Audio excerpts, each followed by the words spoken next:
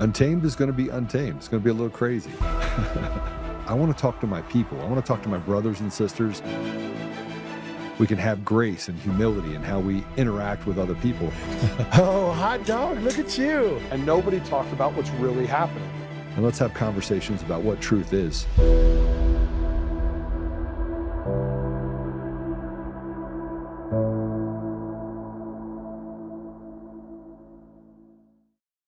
I had duplicated a ballot earlier that day. It was quite open. It worked well.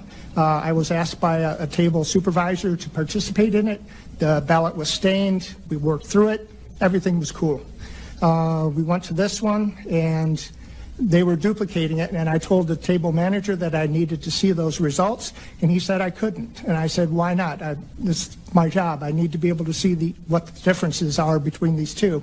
And he said, no, duplicating ballots is just like voting. It's a personal endeavor, and I was not allowed to look at it. I stayed there for 4 ballots, and it all happened the same. I asked to challenge the ballots, and he said he would not be doing that. What else is there? Okay, I am also an engineer, so let's get to some of that. Every computer on Tuesday morning had an error code in the right-hand corner that says update was overdue. It was flashing on every single computer I looked at. I looked at least 20 of them. Also, about a third of the computers had the wrong time. At 10 a.m. in the morning, about a third of the computer said 2:59 p.m. I don't know how they keep track of when things are occurring when the time on the computer is not even correct. On Wednesday, I walked up to a table, and one of the computer operators was logging in, and she logged in as an admin. So she had full authority to do anything she wanted into that system. Did everybody in that facility use the admin in order to log into the computers? I also saw the routers with high amounts of transferring and work when there was nobody even monitoring the copy machines that were collecting the ballots. Nobody was at the computers, but there was a lot of data going across those. Hi, everyone. Thanks for joining us. Patrick here. Joe is hung up. Sorry about all that. Little last-minute change of plans. But thanks for tuning in today. And what you just watched was testimony from 2020 Michigan, once again, uncovering voting issues within our systems, the systems that everyone has told us is safe and secure. Well, this safe and secure system has led to the degradation of our society because it is not safe and secure. It is a system that chooses selected leaders to impose political will on the American people that they don't want. The American people don't want what is going on in our society, haven't had for a while now, but yet it keeps getting shoved down our throats and in our face, right? And we got a great guest today, Mike Ariza, returning. He's going to talk about the energy crunch going on in California. But it's not just only in California. The energy crunch is going on all over the United States. The prices are going up, and we all know when prices go up in energy, everything else runs in line with that. Prices go up all across the board. So before we go any further, Mike, welcome to the show. Hello, Patrick. Thanks a lot for having me on again. I truly appreciate you using letting me use your venue to get the word out about how bad things are in California, and they're getting exponentially worse at this moment. Absolutely. That's what we're here for. Joe's show, we bring it. We bring the truth. We let people share what is going on there that everyday people typically don't talk about, know about, hear about, or understand why it's occurring. They just, every day, head down.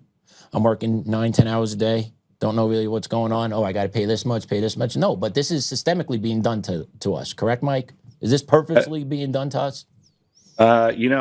What's happening, you have to be so dumb to not realize what's going on that I could come to no other conclusion that it is intentional. Yeah, fair. I want to play this clip because we just finished with Michigan in 2020. Now, this is another clip from Michigan recently from the House Energy Committee. And you got to hear what's going on with the cost of their energy prices in Michigan. Let's play cut 2. But here's what we're looking at. We have already raised electric rates since 2019 by $365 a year. About 250 of that is directly caused by the increase in wind and solar. We are using about twice as much wind and solar in our system right now as we did in 2019. But that's not even the scary number. If $260 doesn't scare you, think about what happens if we actually do what the law from 2023 said. Our research at the Mackinac Center suggests that electric rates for residential customers could increase $2,000 a year. $2,000. Wow. We're paying $1,100 now, and the direction we're going will go to $2,000. So, Mike, what are your thoughts? Same things happening here. Same things happening here. Now, didn't they push this for a while, though? Like, alternative energies will actually, like, reduce cost over time? Or am I just, like, not remembering this correctly? Yeah, no, you got it, Patrick. That's so they're pushing that everywhere. Yeah, it's going to reduce your cost, and it's had the exact opposite effect. Yeah, so what are we supposed to do about this? What's the answer here? Because Michigan's not the only state. California, we're going to get to in a little bit. Maryland is also on the docket. It seems like all these blue-dominated states that have these same types of energy principles wind up hitting their base, their constituents in the pocketbooks. Why is this? Because they need to reverse course. They need to reverse course. A lot of the power plants in California have shut down. They totally rely on the solar. And one thing I found when I'm running the campus, you can see the kilowatts just dropping way off. Same thing, cloudy days. It's not providing, it doesn't provide what they say it's going to provide into the grid. When you start to go in the afternoon, the kilowatt generation drops way off, and then you're back to starting up like gas turbine plants and stuff like that. But a lot of the plants that they had, a couple of nuclear plants in California got shut down. Those costs, running those plants, it just exponentially climbs. It goes to the roof. And the folks that need the power are the ones that end up footing the bill for it. So how come other states, their costs continuously kind of stay flat or even without a significant increase? What ideas do you see work in states that keep their energy costs relatively cost efficient? Well, you have to have a balance. There's nothing wrong with wind and solar per se, but you can't make it your primary. You relying on it to be your primary source of energy when you're looking at the weather, especially get into Michigan, the wind and snowstorms. I mean, weather's a lot worse than California.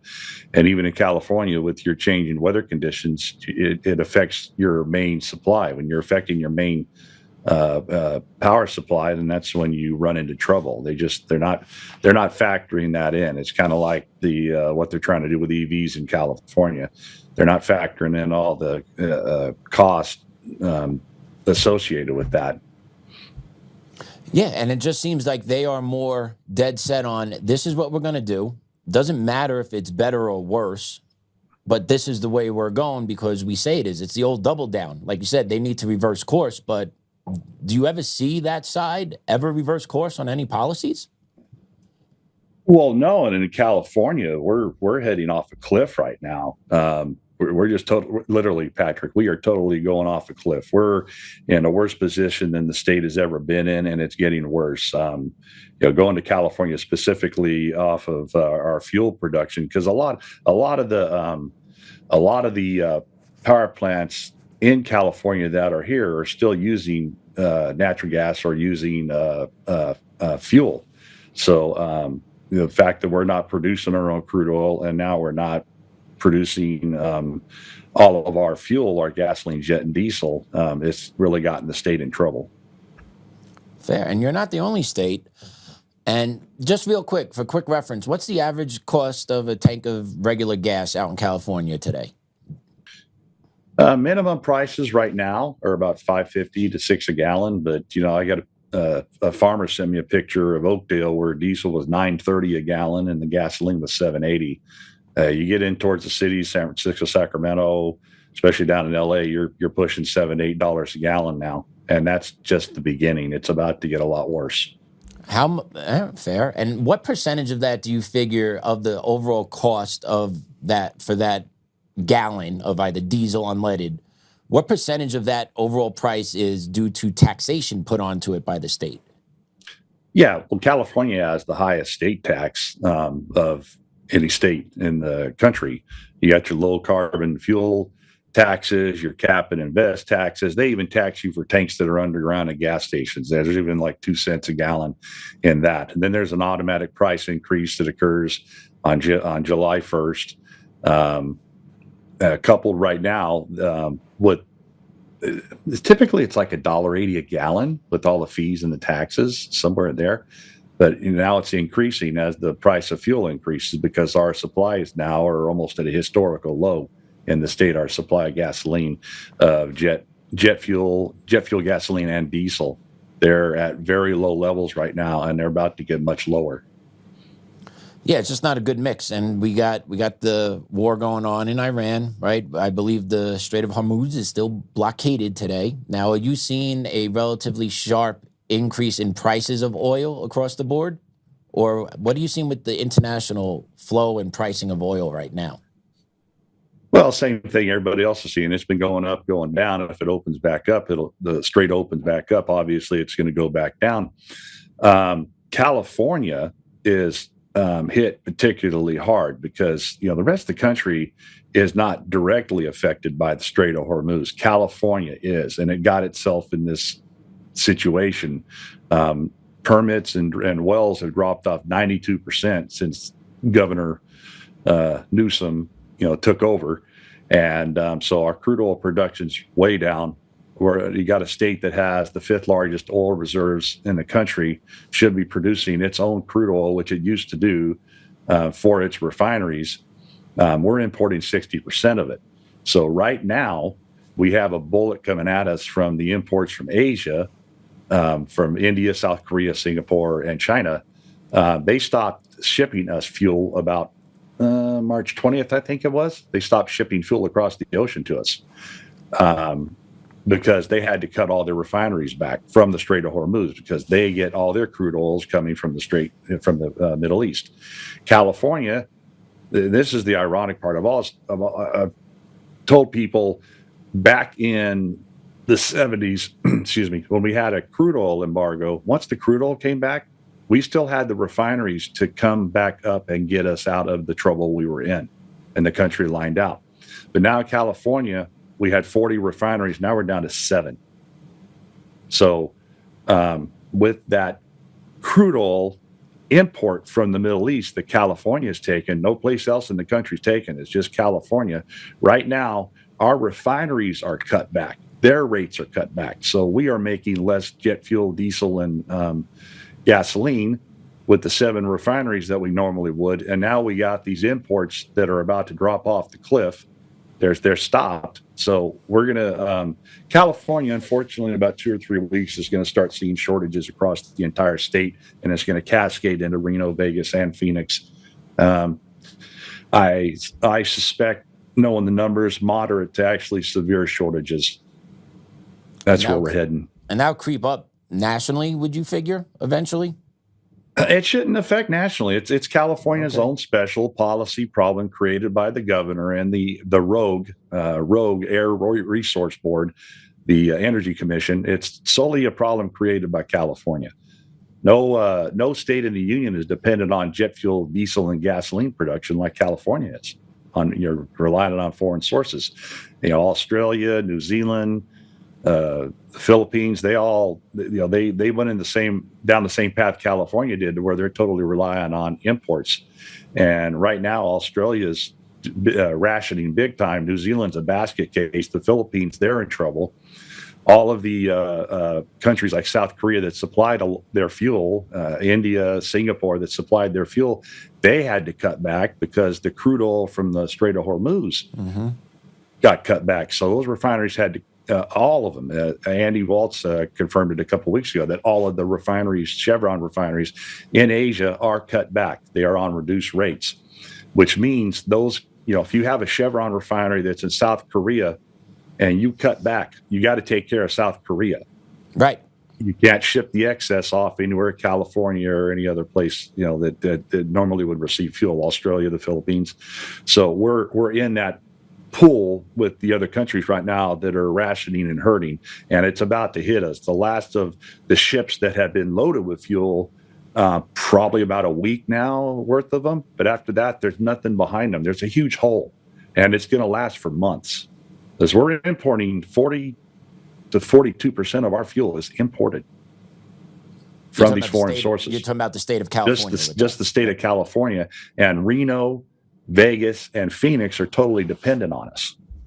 So it could hit a couple of states. Looking at, it's going to be the whole West Coast, Nevada, up Washington, Oregon, the whole. It'll affect Washington and Oregon too. But Nevada's, there's no seaports there. Nevada's just, they're hosed. They're going to be bad shape. But it's going to be the same thing. It's going to California just work its way right on through to those states. But Nevada and California are going to be the ones hit the most. Military, jet fuel. Like 2.5 weeks ago, South Korea, the professor was we did a town hall at Chico State University, and he got a text in the middle of it. And the text was, South Korea just stopped shipping jet fuel to us. China shut off diesel and gasoline like 4 weeks ago. Same thing with Singapore. So California is in its own screwed itself over situation. And it makes sense what these other nations are doing. They're looking at self-preservation.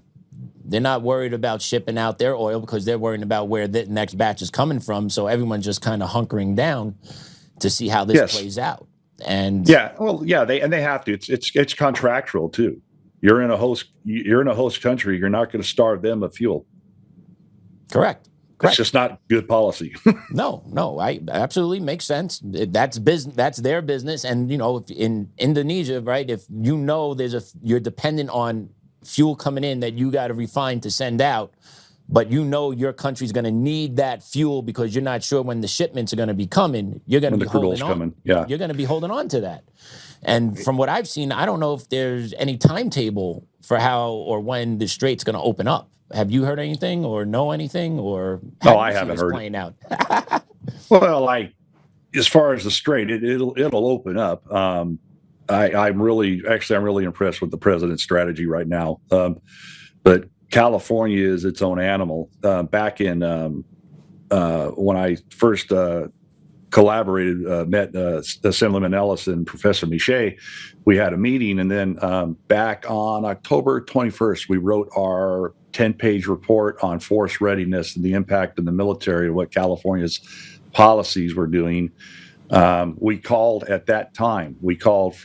the Defense Production Act to be invoked under the Supremacy Clause of the Constitution. The very last paragraph of that brief, we told the president that it needs to be done now. We can't wait. Things we saw when we got together, the three of us.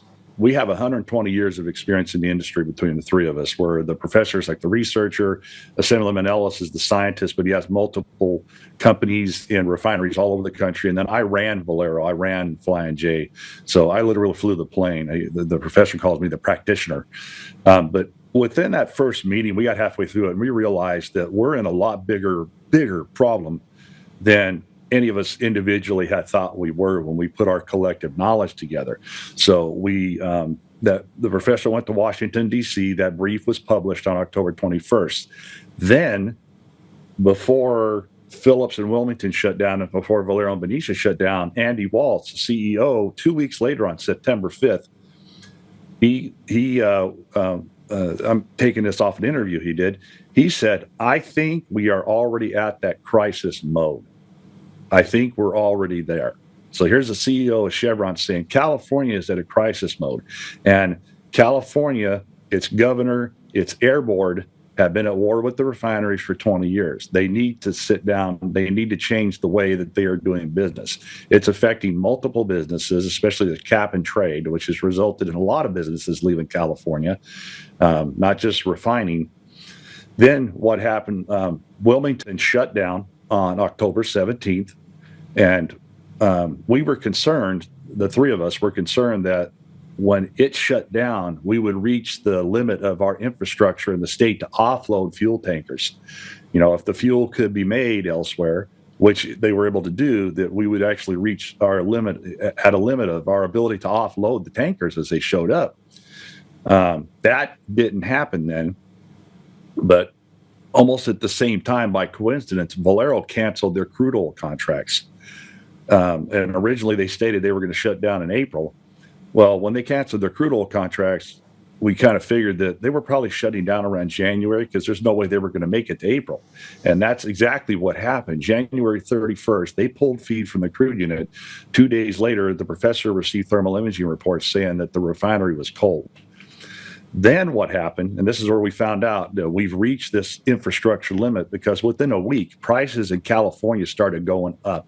Before the Iranian war even started, Northern California prices were up 70 to 90 cents a gallon.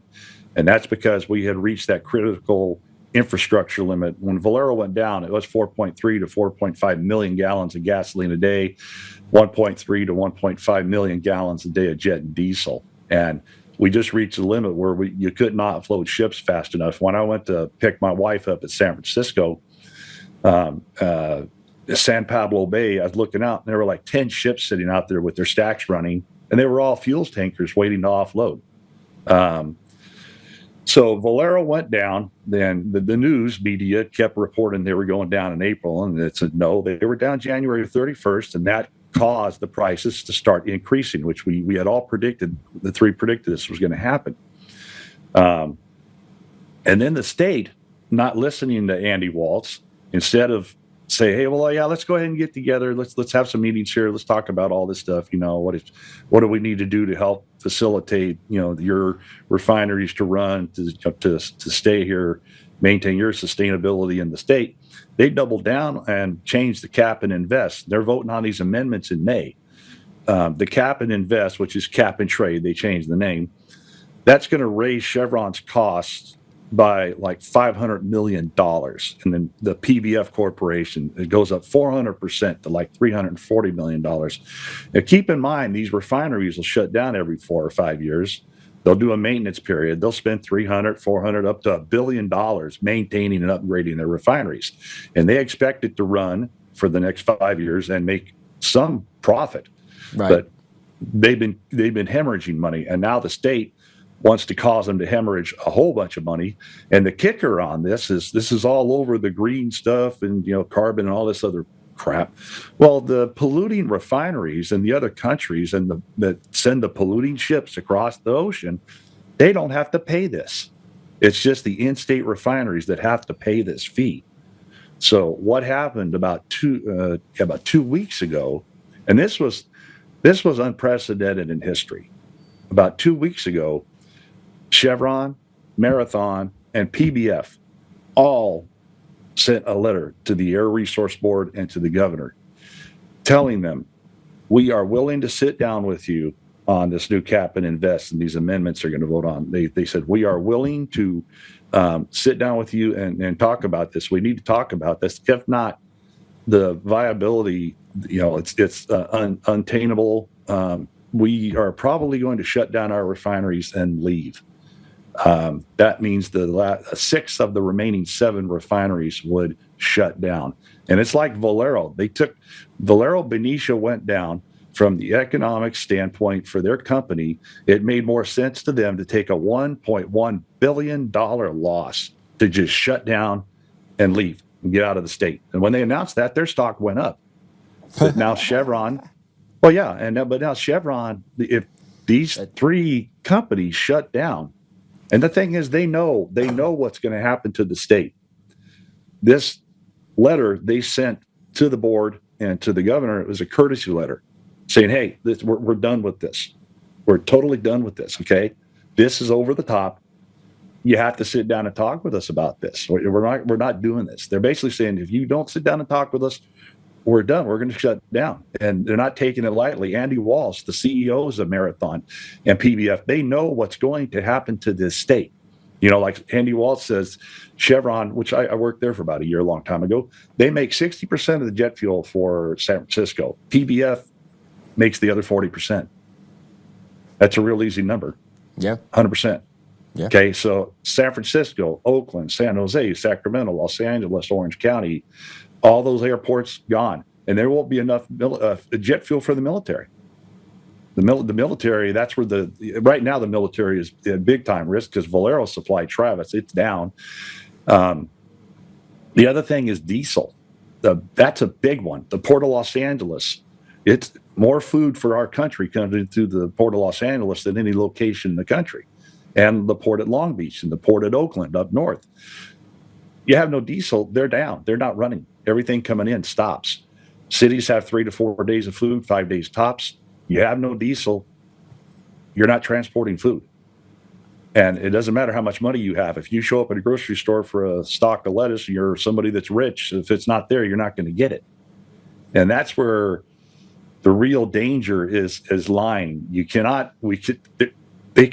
Other countries cannot produce enough. You're talking 20 million gallons a day of gasoline on top of the 15 to 17 million we're importing right now. It can't be done. It can't be offloaded here. There's no way to, if it could be done, there's no way to get it in here. 14 million gallons a day of diesel, 9 to 10 million gallons a day of jet is going offline. And these CEOs know this.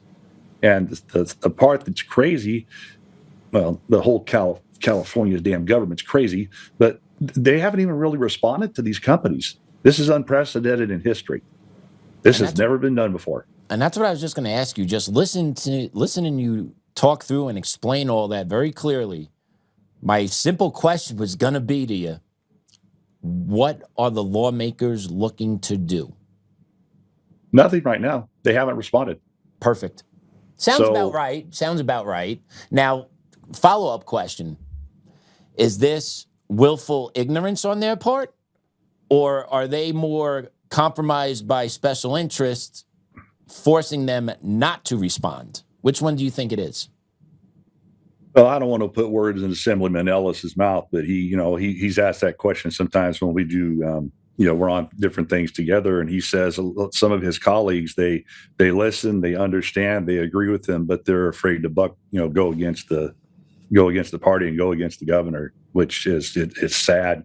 It's like, when I went down and met Stan Ellis in Sacramento 7 or 8 months ago, I also went to a couple of different Democrats' offices. I set up appointments because I saw like Connie Petrie Norris from Irvine, who graduated from Harvard and has a couple sons. She's down there. And I showed up and she says, "Well, what are you doing here?" And I had actually wrote my own brief as to what I had learned to that date. And I said, "Well, I was watching you on KCRA3 out of Sacramento on the Air Board and the Energy Commission, and you were asking them questions and they were not giving you any answers. I'm here to do that. I'm here to give you the answers to what you were asking." And I gave her the brief and talked to her. And you think about it, if mass chaos, Mad Max, Atlas Shrugged occurs in this state, her family's down there in Irvine. They're literally afraid to buck against the governor and the party. And Katie Grimes from the California Globe wrote an article about the Air Board that was really fascinating. Was apparently a lot of the edicts or decrees that they are making are coming off of studies done by Tsinghua University in Beijing, China, where Xi Jinping went to school. So here's the biggest polluting country, highest polluting country in the world, does a couple of these studies, and California's using it. I think this at this point, like I said earlier to Lynn before we came on, at this point, you got to be one of the dumbest persons on the planet to not see what's coming, not see what's happening, and not understand. You got many experts, not just me and Professor Miche and Assemblyman Ellis. You got many experts saying, including CEOs of the companies, saying, "Hey, this is really bad. You need to change course here," and it's not happening. It's amazing. The party that screams "no kings," this, that, and the other thing, totalitarian state we're living under, is actually them, because their own party is fearful to make the case to change course because this energy crisis is going to unleash hell on the people of California. But can't say anything because it's against party lines. Well, they are. That's a problem. Yeah, the professor was at a testifying for one of the state senators, I forget which one, a couple of weeks ago about this excise tax, relaxing that, and this low carbon fuel standard, relaxing those fees right now. And he went up there, came up from Pasadena, and he does all this on his own dime, and he does phenomenal reports. And he said the thing that stunned him, and it's just got him. He says not one Democrat asked him a question.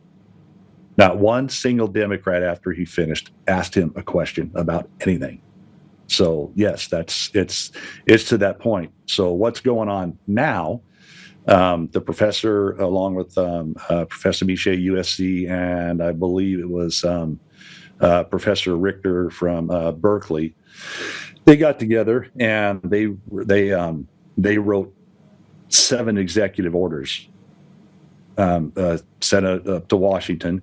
The executive orders that they think that need to be done that could get California out of this crisis. They also sent a 2-page letter yesterday, the day before, about the shortage, about how short the inventory of the state is of gasoline with the diesel, and when we are going to start having shortages, and their best estimation, educated estimation of how serious the shortages are going to be. Some of those were to restart the crude oil off the outer continental shelf, to actually reanimate the Valero refinery, get it back online, which we need to do while it still can be brought up online. So we go back from October, and that one, the op-ed you have I wrote, we go back from October where we're saying we need the Defense Production Act now. And Austin, let's put that up. Let's put that up on the screen at least, so our viewers can see it. And if you can get Mike and me together with it, that'd be great. I know I'm asking a lot right now, buddy. Sorry. That's going to be B2. Thanks, buddy. All right, Mike. He'll be working on that. But let's talk about that op-ed. It's from military threat to mass starvation, right? That's the title I'm looking at. That's correct. Yeah, and it's talking about just today, the California Globe posted a report on executive orders for the president's considerations. Now, what you said there were 7 of them? Yeah, they wrote 7 of them. Okay. They took a lot of time. If we had a diagram of what we need to do to fix this problem, what do we need to do? So they basically wrote the 7 executive orders to give President Trump a guide on, we need first of all, you need to invoke the Defense Production Act immediately. I mean, we needed to do it months ago, but it needs to be done now because we're on the edge of a cliff now. People, and the thing is people, and just like you said, they're doing their thing, they're working, well, people are seeing they're getting hammered with the prices, but folks don't think beyond that. What exactly is really causing this? They hear Trump, the Iranian war. Well, Trump, they get that hammered in their head. Well, our critical thinking in our country, and especially in California, is gone in the toilet. You need to look back and go, why are these prices going so high, and what's next? So many millions of people don't ask that question. Oh, well, what's next? Is this the end? Is it going to come here and hold, or what caused it? What really caused it? And where are we going from here? Well, right now we're going to go to prices that we've never had in the history of the country, and then we're going to go to shortages that we've never had in the history of the country. I mean, not since like World War II, but then we didn't have shortages. We just rationed for our military purposes to fight the war. But California is about to go through the biggest shortage across the entire state, cascading into Nevada and Arizona. And the whole purpose of those executive orders was to give POTUS guidance. Invoke the Defense Production Act under the Supremacy Clause. Do it now. And these are steps we think will help expedite the repair the damage that has been done. And like bringing Valero up is one of them. Bringing crude oil production up is another one. And they already did that. They started up the 3 offshore platforms. So they're pumping 50,000 barrels a day into the state now through pipelines to the state. So we're at that point. And it's a really outstanding report, outstanding 2-page letter that was on POTUS's desk yesterday, showing him, hey, California is about to run out of everything. So, Mike, we got your letter shot ready. Austin, let's put that up there. And Mike, if you want to just talk our audience through some of this point so they could get the gist of this letter. I believe it's a 4-page letter. Op-ed, sorry. Keep saying letter, it's an op-ed. I do not want to discredit that whatsoever. Yeah, none taken, brother. So, well, go ahead. I'm sorry. No, I was just gonna say, go ahead, Mike. Go for it. And Austin will scroll as you're going through what you want to hit on these points to make sure. I can't. Can you see it? I can't see it. Oh, I'm sorry. All right, let's see here. But I wrote it, so I know what's in it. All right, fair enough. So let's go. Let's go. From this meeting, our first paper, California Energy and Fuel Policies, a clear and present threat to national security and force readiness, was written in this 10-page report, which was published in Washington, D.C. on October 21 of 2025. We clearly outlined the problems, the causes, and the potential effect that it would have on both California and force readiness. So you originally started with that, and then it is ballooned into a bigger problem, correct? Instead of not just focusing on our military readiness, now we're talking on basically starvation can happen because of all this with the increase of energy cost. Yes, because in summary, we wrote that report then, knowing seeing what we saw, and we wrote that report with our concerns, which were legitimate concerns. See that there's 2 of the refineries back in 2023, ConocoPhillips in Rodeo, California, San Francisco Bay Area, and then Marathon and Martinez, also San Francisco Bay Area. They converted those to renewable diesel. When they did that, they took 350,000 barrels a day of crude oil processing offline. Where that matters is when they take that processing offline, you just lost all the gasoline and almost all of the jet fuel that you were making from running the crude oil. So now you got this renewable, I call it garbage, but renewable diesel. It's expensive. The companies are losing money making it. They've been losing money making it because it's a lot more expensive to do for various reasons. So back in 2023, we already started at a deficit of about 15 to 20% of our gasoline and jet being imported. Okay, started the imports back then. Then you went into 2025. In 2024, Wilmington, Phillips and Wilmington and Valero both dispatched the letter to the state saying we're shutting down. And that was because of all the egregious fees, regulations, fines. And then the governor signed into law this requirement for the refineries to hold up fuel. They wanted, like if we had a shutdown or some problem, we'll go, you guys just go ahead and hold up fuel. Well, that takes millions of dollars out of their pocket. And then the government wanted them to build additional tankage. That's hundreds of millions of dollars. And it's like, where? Try to get a permit in California, the whole 9 yards. So after Valero, and remember, Valero doesn't own any crude oil. That's a big factor in some of these companies, their decisions. Exxon, Chevron, Shell, they own crude oil. Valero doesn't own any. So Valero spent $700 million putting in, basically replacing the 2 crude unit furnaces with 2 brand new ones, putting in a steam generator, a MEA scrubbing system, and a wet gas scrubber for the emissions that had been going out the main stack for, since 1969. So that was just to eliminate SO2, sulfur dioxide, and particulates that would slip out the main stack. Again, it was causing no problem, but they wanted to do it. The state basically told Valero, you got to eliminate that. So Valero spent the money. And then,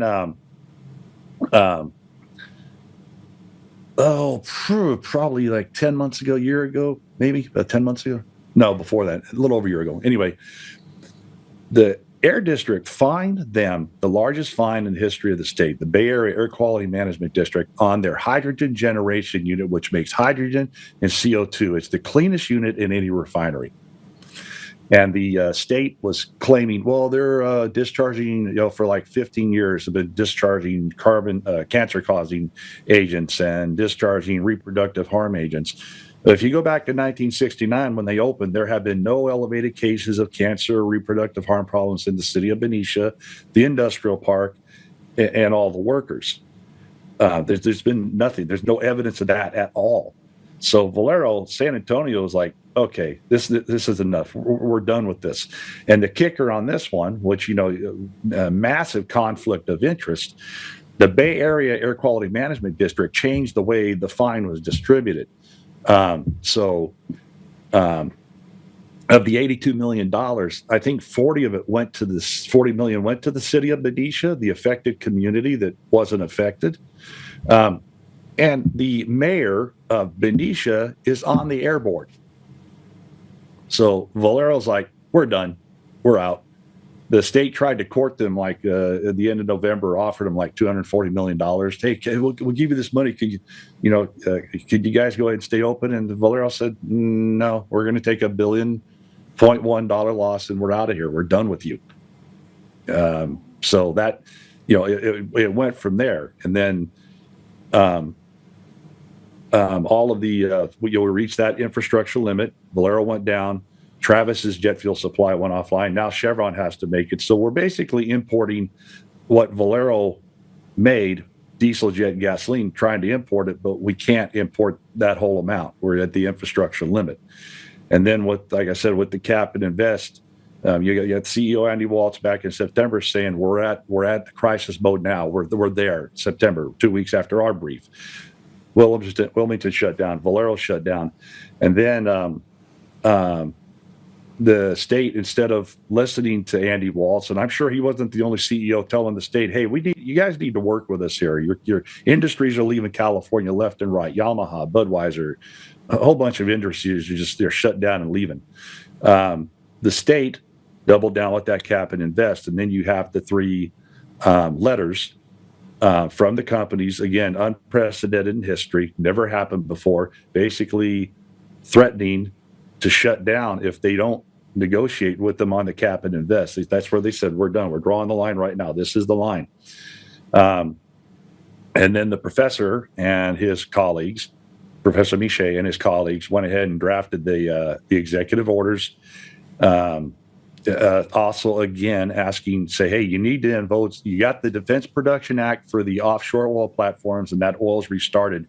But it's not going to do us any good when all of the refineries in the state are shut down. It's not going to do us any good. No refineries, crude oil is pretty much useless. Yep. And everybody sees that. The CEOs see that. They know what's going to happen in California.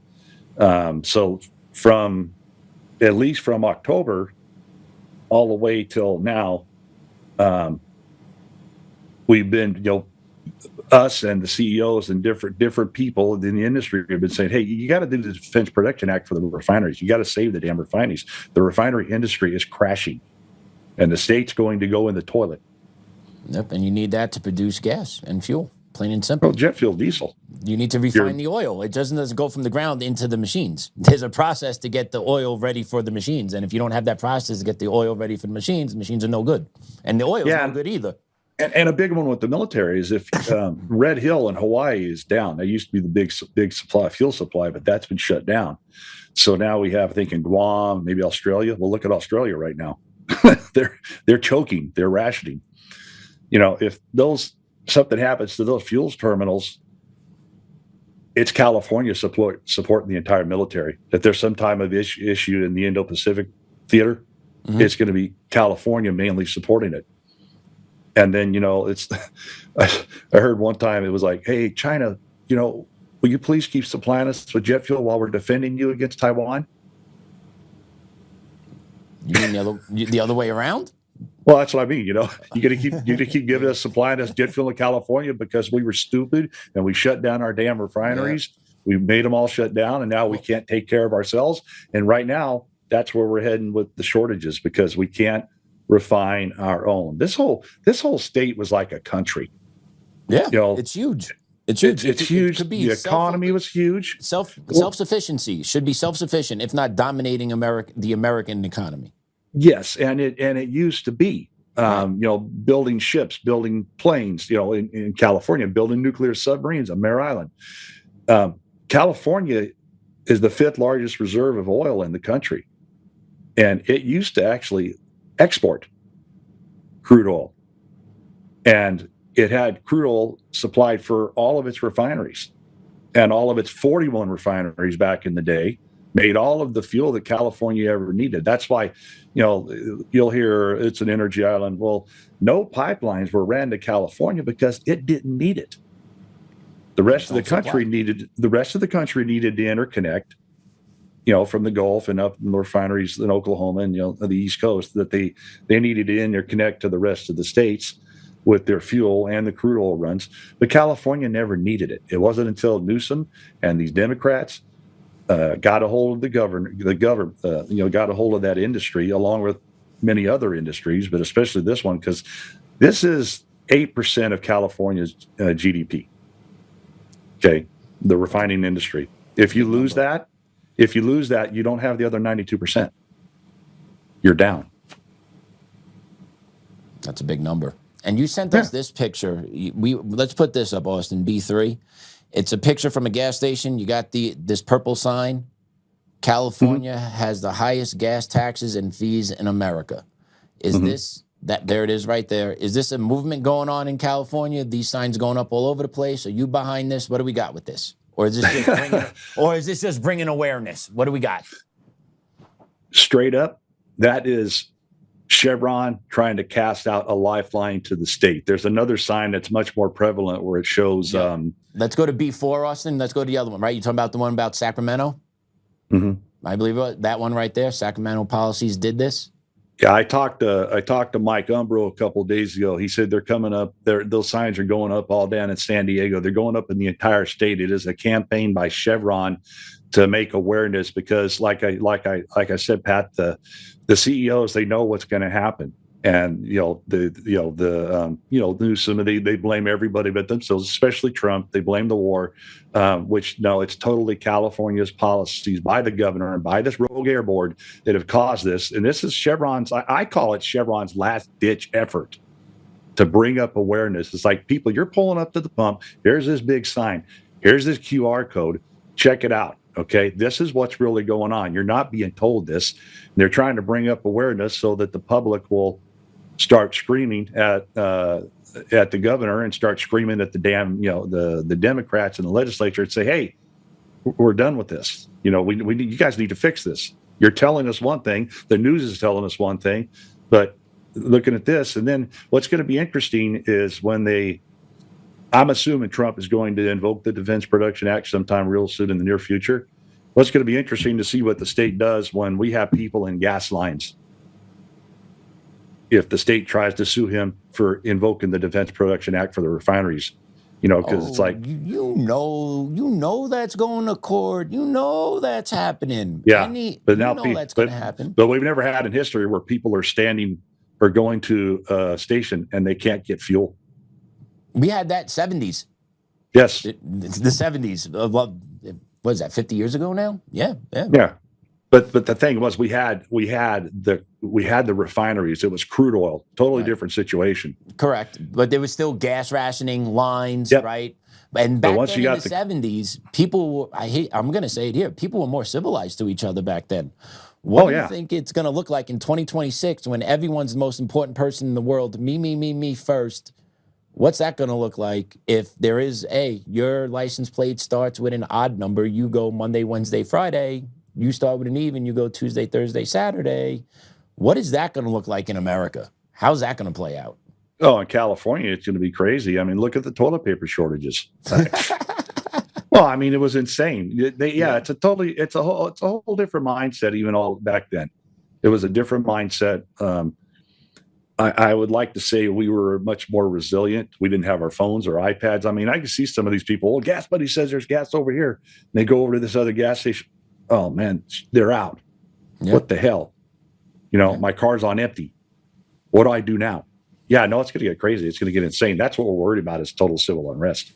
And if it starts to affect the food chain, it's affecting prices big time already. It's been affected. People just kind of doing their thing. Gasoline's way up, diesel's up, food prices are going up big time in the state too. What do you think? Have you heard about the problems or pricing of fertilizer that is going to be Yes. possibly hitting us, not this season, but I believe I heard in the fall, the planting season, the fall planting season, supposedly the pricing is really going to shoot through the roof on the food because of the fertilizer. Well, that same farmer that I was talking about, red dye diesel, it was $2.80 a gallon in December, and a big rice farmer up here said they bought 1,000 gallons of red dye diesel. It was $5,800, so it more than doubled. Their fertilizer got so expensive they tore their contracts up. Wow! And said we can't do it. We just can't do it. And that's another thing that nobody's talking about is yes, the price food. of the fertilizer pricing and that impact that it's going to lead on our food supply chain and the price. Well, and ours in like the African continent, the planting season right now, you got urea, ammonia is made in the refineries. It's actually it's a byproduct of the refining process, but it's, you got your nitrogen and your urea and all that. Yeah, the supplies are running low big time. But yeah, I won't say their name, but they're not alone. It's her reply was a lot of farmers are going to leave the state, shut down, or they're just going to go bankrupt. We cannot afford this. And once again, there is no reversing course, though. So rubber is going to meet the road, and the people that are going to pay the price are the everyday Americans who don't want anything to do with this. Just the same with everything else. Like the everyday Americans don't want to deal with this, but yet politicians keep prioritizing special interests, ideologies over what actually is just practical and best for Americans. And that's going to lead to some problems on the streets. Once people are told they can't get their gas when they want, people can't afford the food that they want. Like they don't have the food that they want. Right. And what is it? What is it? 72, what are you, 3 days before you're in a war? If you're 3 days without food and just watch what people will do? I think there's 3 or 4 days. Yeah, 3 or 4 days. I've had extensive discussion with this with retired Brigadier General Holt, who's really a logistician with in the Air Force. Had a lot of discussions with him. He flat out says 3 to 4 days. I said, I agree with that number, but it's I don't want to fearmonger, but this is reality. This is real. It's really happening. We're two gentlemen having an honest conversation using critical thinking skills. Typically how and why dominate to uncover what's really going on. And we're just talking. It's no fear mongering. It's just, this is where it's going if course isn't changed or course is reversed. And it's the reality. You can't just ignore the problem. You can't say it's going to self-correct, because it's not. It's not going to self-correct because it wasn't made this way. It was made by the policies you guys put into place. And if you don't change these policies, like you've said, we're going to go off a cliff you're going to go off a cliff in California. Yeah, Pat, the real big problem, we mentioned the 70s. If we're going to experience shortages here, that's just a fact. They shut off fuel to us. Asia did pretty much on March 20th, March 23rd, somewhere in there. Yeah, we're going to experience these shortages. And the big point with the 70s was when the crude oil came back, we had the refineries to get us out of the trouble, start making all our fuel again, and bring us back up online, get the country back off its knees and run on down the road. We don't have the refineries to get us out of this shortage. We have the oil. We don't have the refineries. We don't have the refineries. We can produce, but we choose not to. Well, that's part of it. We could, push comes to shove, we could get the oil. We should be producing our own here. Absolutely. Correct. But the refineries right now, you look at it a month, 2 months, maybe 2 months minimum, where we're going to be in a shortage situation. Even if things turned around tomorrow and India, and all these countries started, cranked right back up, you're looking at like another month and a half to 2 months before those fuel tankers will start to arrive here. Yeah, you got a long ways to go across the oceans. They got to come back up. They got to get the tankers there. They got to fill the tankers, then to get them coming across the ocean, and all of that time, we're going to be sitting here sucking wind in this state. I hear you. Just bad. And it's a problem because California is supermajority. So this is strictly done by one-party rule in your state, right? Correct? Oh, absolutely. Yeah. I envy my colleague and friend Assemblyman Ellis, because he gets in there and tries as hard as he can. But when you got someone like USC Professor Miche goes in there and testifies about these things that are just total common sense and doesn't even get a question from the other side, that says it all. Yeah. And I want to play this cut for you because we're going through the same thing here in Colorado with a supermajority. Supermajority just dominating our life, liberal policies just being shoved down. Businesses are fleeing, right? Like the economy here in Colorado is not doing well. A report I just saw out of Rocky Mountain Voice said somewhere around 300,000 jobs have been lost over the past 3 or 4 years here, have left the state. Like that's a huge, huge number. Huge number. And I want you to check out this video, and I want you to give me your thoughts. Let's play cut 2, Austin, about Democratic control in Colorado. Since Democrats took full control of Colorado's state government in 2019, they've passed over 100 bills creating tax credits that reduce Tabor refunds. The biggest drain? Green energy subsidies. They started with $5,000 electric vehicle credits, then expanded them in 2023 to cover heat pumps, e-bikes, and industrial upgrades. These programs take $90 to $130 million a year from refunds. Then they added more credits for families and renters. Democrats diverted over $2.3 billion from Tabor refunds between 2021 and 2025. That's an average of $736 lost per filer. Money families could use for groceries, gas, education, or rent. Taxpayers voted no twice on attempts to cut Tabor refunds. Now Democrats are pushing a 2026 measure to permanently cap refunds and keep more money in government. It's time to repeal these tax credits and restore Tabor's promise. Tell your legislators to stop the theft and put our money back in our pockets. That kind of sound familiar to you, Mike? Oh, it's a clone. It's a clone. I mean, they're in bed with each other. It's a clone. This high speed rail. It's the rail to nowhere in California. I've driven through it a couple of times. It grows a little bit here or there. I forget how many billions of dollars. Not a track has been laid. And it's all a boondoggle, and it's a shakedown. It's absolute shakedown of the public, and the people that are working, the people whose lives depend on these extra $1,000, $2,000, $3,000. They're the ones getting hurt and crippled, and those people don't care. They don't. And $1,000, $2,000, $3,000 in the everyday average American's pocket at the end of the year means something to them. Yeah, that's the thing. It's like that ad said: your food, your gas, especially here. Food and gas going through the roof now.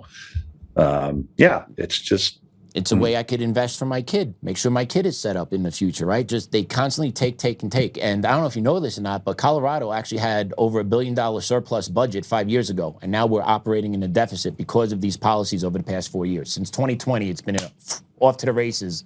Let's go broke. And that's, go ahead, Mike. That's incredible that, Colorado is not nearly the size of California, especially populous. No, not even close.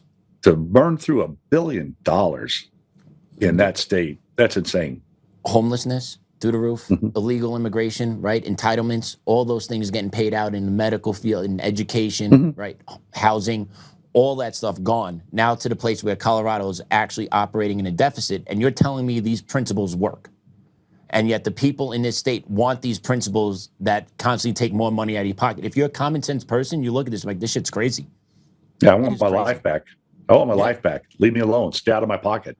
Right. And the problem is outside, like, we believe that, but the problem is we have to fight every single day just to keep what we have. It's absurd what's going on in our country. And I want to close with this clip. And this clip is going to be Justice Thomas talking about progressive policies. I want us to listen to this clip, talk about it, and then, Mike, are you comfortable with praying us out? Absolutely. Awesome. All right, so that's how we're going to finish today. So let's play this clip, Austin, C3, and I want to hear Mike's thoughts on this. At the beginning of the 20th century, a new set of first principles of government was introduced into the American mainstream.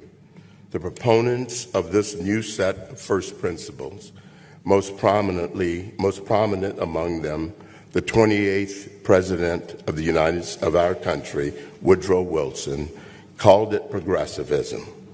Since Wilson's presidency, progressivism has made many inroads into our system of government and our way of life. It has coexisted uneasily with the principles of the Declaration. Because it is opposed to those principles, it is not possible for the two to coexist forever. So Justice Thomas saying it's impossible for the Declaration to coexist with progressivism. What do you think? Yeah, it's a lot of progressivism, in my opinion, is morally bankrupt in a lot of ways. Our country was built on founding for the people, people's rights, and progressivism is the exact opposite. They steal your money, they steal everything, and I just totally agree with the justice. Spot on. And I heard that for the first time today, and that hit me because I feel that way and I believe that way, and I got a Supreme Court justice believing that way. The guy's smart as hell. Yes, he is. So then the question is, what's the end game? How do you have a nation coexist when you have two different ideologies that cannot coexist together? What has to give? Well, we have to push back. We have to push back.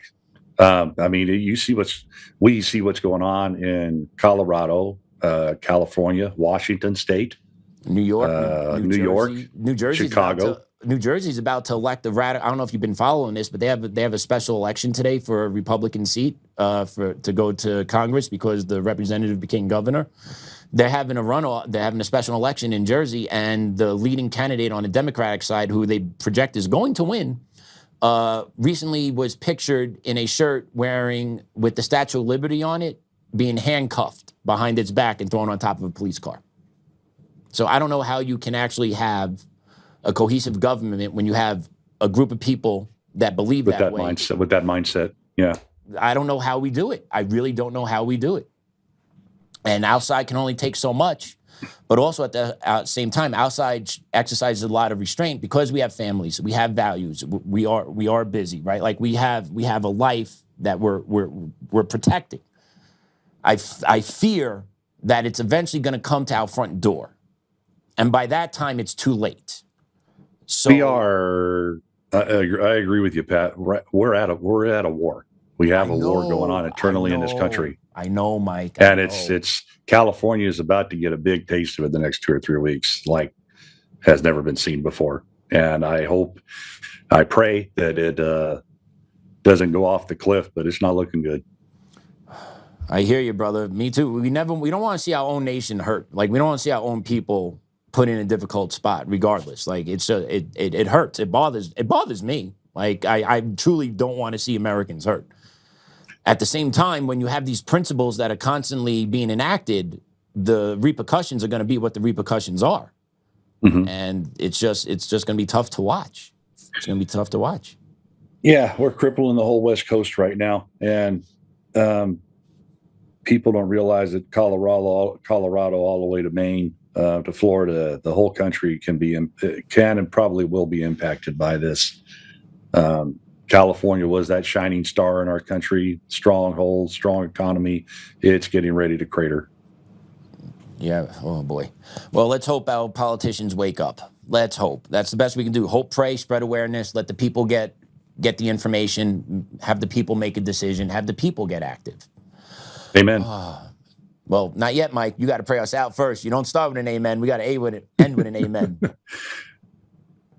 So let's do it, brother. You want to pray us out? You good with it? Yeah. Oh, absolutely. In awesome. Mandarin or English? Your choice, brother. Your deal. No, this is our American citizens are watching this. Hey, God, Father, will you look out after our country? Look out, especially California, Colorado, please look out for Joe's safety and Patrick and Lynn as they run these podcasts to get the truth out, and all the other folks in this country that are patriotic, that believe in you and believe in Jesus. Please be with us. May you have your spirit come down upon us, shine through us, make us that shining light up on the hill again that America once was. But especially again, Father, I'm very concerned about California and all of the people in this state. Please put your almighty hand down on it. You are all powerful. You have the strength and the spirit. Please help us, those that are fighting for this. Please help us to turn this disaster that is coming down upon us, Father. We love you very much. Thank you, Jesus. Thank you for your son. In Jesus' name, we all pray. Amen. Amen. Mike, great conversation today. Beautiful prayer. Thank you Thanks, so Pat. much. Appreciate it. Of course. Everyone, thank you for tuning in. Have a great weekend. Class dismissed.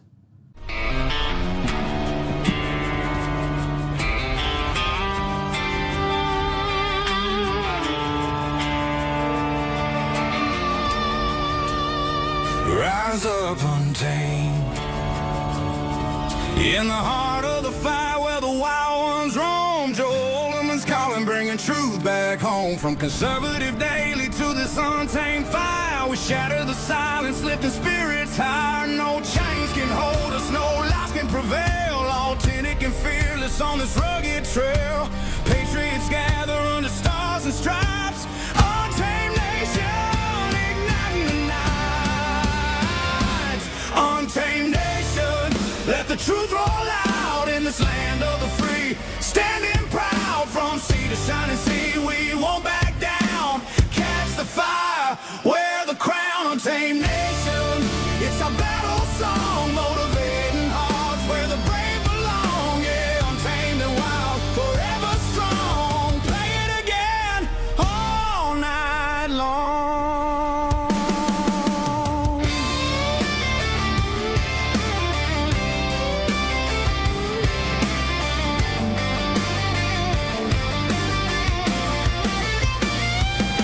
Break the mold, chase the real. No more games, time to heal. Joe's voice leads the untamed crew. Truth matters through and through. Untamed nation, let the truth roll out in this land of the free. Standing proud from sea to shining sea, we won't back down. Catch the fire, wear the crown. Untamed nation, it's our battle.